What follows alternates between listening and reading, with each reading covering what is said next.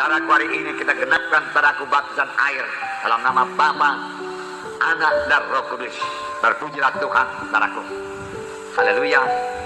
Saya yakin, saudaraku, pada hari ini Tuhan berahmat di tengah-tengah kita. Kami akan membaptis saudara dalam nama Bapa, Anak dan Roh Kudus. Tetapi yang memberikan baptisan Roh Kudus adalah Tuhan Yesus sendiri. Dan saya percaya, saudaraku, Tuhan Yesus mau dan Tuhan sudah siap sedia membaptiskan saudara dengan Roh Kudus pada sore hari yang indah ini, saudara. Dengan tegas Tuhan Yesus berkata, sebelum dia naik ke sorga, dia berkata, tunggulah di Yerusalem sampai kamu dilengkapi dengan kuasa dari Maha Tinggi. Rupanya baptisan Roh Kudus itu adalah menerima kuasa. Kalau saudara menerima baptisan Roh Kudus, saudara menerima kuasa. Kuasa untuk menjadi saksi Tuhan, kuasa untuk mengalahkan dosa, kuasa untuk mengalahkan semua duniawi dan kedagingan, dan kuasa, saudaraku, untuk mengalahkan semua setan iblis. Saudara berkekasih dalam nama Yesus. Itu sebabnya pada waktu Paulus melayani pada sidang di Efesus, dia menanyakan satu perkara, sudahkah kamu menerima Roh Kudus tatkala kamu percaya? Mengapa? Karena baptisan Roh Kudus satu kelengkapan bagi anak-anak Tuhan. Tuhan Yesus berkata, kamu akan menerima kuasa kelak apabila Roh Kudus turun ke atas kamu, dan kamu menjadi saksi bagi Yerusalem, Judea, Samaria, hingga sampai ke ujung bumi. Jadi menerima baptisan Roh Kudus, menerima kuasa.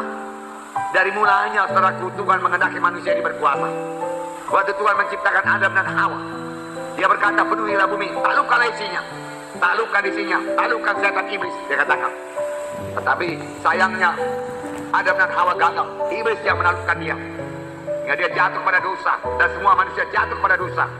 Tapi kemudian Allah Bapa mengirimkan Tuhan Yesus untuk mengubahkan nasib manusia ini, membawanya daripada hukuman pada hidup yang kekal, pada keselamatan menjadi anak Allah. Ini yang kita peringati pada hari Natal ini. Setelah Yesus datang lagi di Bethlehem untuk menyelamatkan manusia yang berdosa, mati menebus manusia yang berdosa, dan manusia tidak perlu ke neraka tapi ke sorga. Tetapi sebelum Tuhan Yesus naik ke sorga, dia berkata, terimalah olehmu Roh Kudus, terima olehmu Roh Kudus, supaya kita kembali hidup berkuasa, amin. Supaya kita kembali mengalahkan setan, amin. Kita mengalahkan penyakit, amin. Dan segala godaan-godaan, bujukan-bujukan melalui kehendak daging hawa nafsu bisa kita kalahkan semua dalam nama Yesus, amin. Dan kita semua boleh berbuah lebat karena kita semua menjadi saksi yang berkuasa. Tuhan mengurapi kesaksian kita, amin. Itu gunanya Roh Kudus. Sekaligus Roh Kudus memberikan buah Roh Kudus, membentuk karakter dalam kita, karakter dalam kita. Nah, buah Roh Kudus. Pada hari ini, pagi hari tadi kita mendengarkan firman Tuhan mengenai salah satu dari buah Roh Kudus, yaitu damai. Damai itu buah Roh Kudus. Yesus membawa damai, anak-anak Tuhan juga membawa damai. Kemana saja kita bergerak, kita bawa damai. Tuhan Yesus kalau dia masuk ke rumah, dia katakan damai bagi rumah ini. Dan dia mengajarkan murid-muridnya kalau masuk ke rumah orang lain juga katakan damai bagi rumah ini. Kalau dia berlayak maka damaimu tinggal padanya. Kalau dia tidak berlayak maka damaimu kembali kepadamu. Tuhan Yesus berkata, jadi tidak rugi apa-apa kita memberikan damai bagimu. Damai, damai. Nah, saudara yang kekasih dalam nama Yesus, damai. Itu, saudaraku, ya, setelah Roh Kudus turun, saudaraku, Roh Kudus turun pada Yesus, Roh Kudus turun pada kita, maka buah Roh Kudus jadi kepada kita. Jadi luar biasa berkat daripada Roh Kudus. Jadi pada hari ini saudara juga terimalah baptisan Roh Kudus, amin, saudara. Dalam berbahasa roh pada hari ini kami akan membaptis saudara dengan baptisan air dalam nama Bapa, Anak, dan Roh Kudus.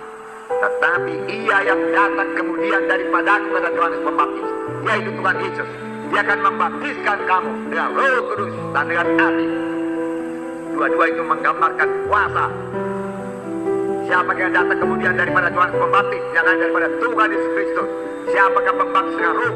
Yang lain daripada Tuhan Yesus Kristus. Amin.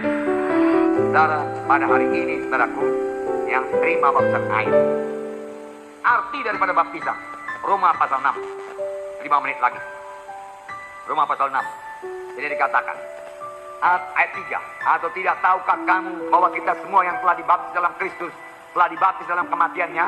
Dengan demikian kita telah dikuburkan bersama-sama dengan dia oleh baptisan dalam kematian, supaya sama seperti Kristus telah dibangkitkan dari antara orang mati oleh kemuliaan Bapa, demikian juga kita akan hidup dalam hidup yang baru. Hidup dalam hidup yang baru.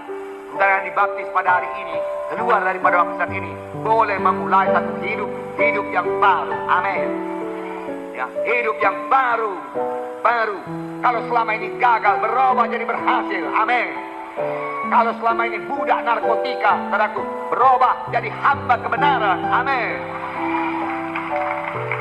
Kalau selama ini dikuasai oleh penyakit kronis, tidak sembuh-sembuh, saudaraku, dari tahun ke tahun, saudaraku, penyakit ini, penyakit itu, penyakit ini, saudara, sudah baptisan air ini, hidup baru dalam hidup yang sehat. Karena Roh Kudus menghidupkan saudara. Haleluya. Hidup yang baru. Hidup yang baru. Hidup yang bersekutu dengan Tuhan. Hidup yang cinta kepada Tuhan. Hidup yang mempermuliakan Tuhan. Hidup yang jadi saksi Tuhan, saudaraku. Puji Tuhan, saudaraku. Haleluya, saudaraku. Nah, sudah Yesus dibaptis dengan Roh Kudus, baru dia mulai melayani. Dan Bapa berkata, inilah anak yang kukasihi, kepadanya lah aku berkenan. Aku berkenan. Dan aku baptisan adalah kehendak Tuhan, saudara. Saudara, pada hari ini, saudaraku, yang terima baptisan air,